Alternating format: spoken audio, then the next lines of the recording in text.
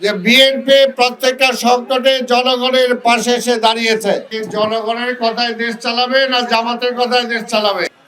গত নির্বাচনে মানুষ কি বিএনপি কে ভোট দিছে না অন্যদের ভোট দিছে? বিএনপি কে যদি ভোট দিয়ে থাকে তাহলে বিএনপির ম্যানিফেস্টোতে কি আছে সেটার উপরেই তো তারা ভোট দিছে। এখন যদি সরকার, আমাদের নেতা মাননীয় প্রধানমন্ত্রী তারেক রহমান, ওটা কি জনগণের কথায় দেশ চালাবে না জামাতের কথায় দেশ চালাবে? জনগণের কথায় দেশ চালাবে। জনগণ তাকে রায় দিয়েছে, জনগণ রায় দিছে যেগুলো বিএনপি তুলে ধরছিল তার আলোকে। আর একটা কথা বারবার খালি জুলাই সনদ, জুলাই সনদ, জুলাই সনদ। আরে বাবা, এই জুলাইয়ের এই সার্থক অভ্যুত্থানের জন্য 17 বছর কারা রক্ত দিছে? বিএনপি রক্ত দিছে, বিএনপি জেল খাটছে। এমন কোন নেতা কর্মী নাই যে জেলে যায় নাই, পঙ্গু হয় নাই, অনেকে মারা গিয়েছে। এই রফিকুল আলম মজনুকে মাসের পর মাস জেলখানায় রাখা হয়েছে, এক জেল থেকে আরেক জেলে নেওয়া হয়েছে। এইখানে অনেক নেতা আছে, আমি কয়জনের নাম বলবো, কিন্তু আজকে তারা জুলাই সনদ, জুলাই সনদ করে। আমাদের চেয়ে বেশি দেশপ্রেমিক কেউ নাই, জনগণের প্রেমিক কেউ নাই।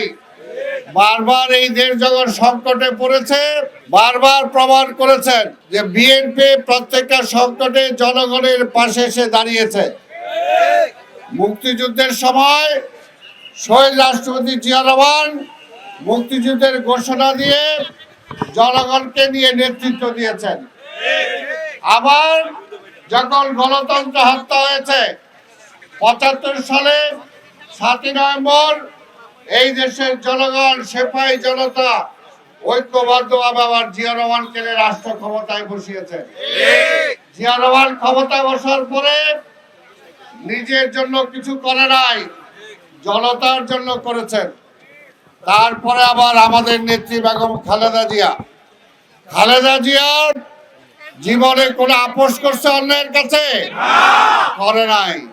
আজকে যারা বিরোধিতা করেন তাদের কারণে খালেদা জিয়াকে অনেক সমালোচনা সহ্য করতে হয়েছে, কিন্তু তারপরও খালেদা জিয়া তো আপনাদেরকে ছেড়ে দেন নাই। তো হঠাৎ করে 5ই আগস্টের পরে, শেখ হাসিনা পালায় যাওয়ার পরে এমন কি হইলো যে আপনারা বিএনপির বিরুদ্ধে লেগে গেলেন? যে বিএনপি আপনাদের মন্ত্রী বানাইলো, যে বিএনপি আপনাদের রাজনীতি করার অধিকার দিল, মার্কা দিল, সেই বিএনপির বিরুদ্ধে আপনি লেগে গেলেন। এইটাই হলো ষড়যন্ত্র। তবে আমরা বলতে চাই, এই দেশের মানুষ বিএনপির পক্ষে আছে। এক সময় শহীদ রাষ্ট্রপতি জিয়া রহমানের পক্ষে ছিল, এক সময় খালেদা জিয়ার পক্ষে ছিল, এবার তারেক রহমানের পক্ষে তারা আছে ইনশাআল্লাহ। আবার আসল কথাটা কি জানেন?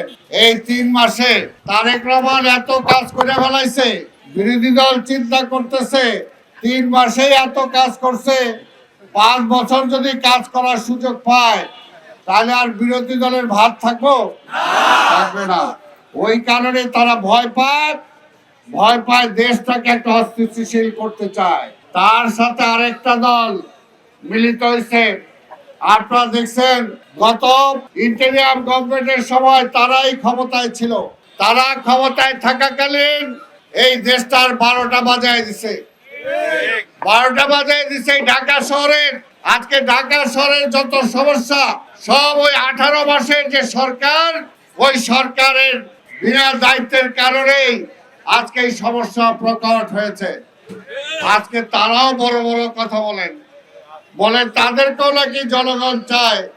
আরে ভাই, জনগণ চাইলে তো আপনাদেরকে ভোট দিয়ে ক্ষমতাই দিত।